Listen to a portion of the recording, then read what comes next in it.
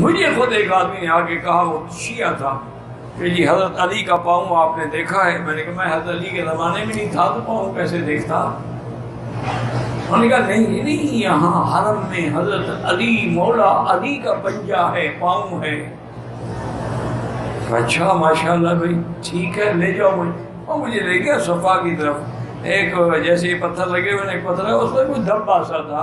कहे ये हजरत, मैंने कहा ये पत्थर तो सऊदी हुकूमत ने लगाया है, हजरत अली का पंजा कहाँ से आ गया? मैंने कहा तुम्हें शर्म नहीं आती? खुदा के काबे के सामने झूठ बोल रहे हो, अल्लाह के काबे के सामने खड़े होकर झूठ बोलते हुए हजरत अली का पंजा है। पूरी दुनिया में आप जाए, हजूर के बाल हैं, ये सारे बाल भी तुम ले गए हो, तलवारें भी तुम ले गए हो चोरी करके, मक्के मदीने में तो नहीं है। और एक पैसे खाने कमाने का जरिया है, ना कोई सनद है ना कोई दलील है। याद रखो, अगर दलील हो, हजूर के यहाँ खत मुबारक जो था, बादशाह ने करोड़ों डॉलर दे के खरीदा है। तसल्ली हो गई कि ये वाकई वही खत है जो हजूर का है।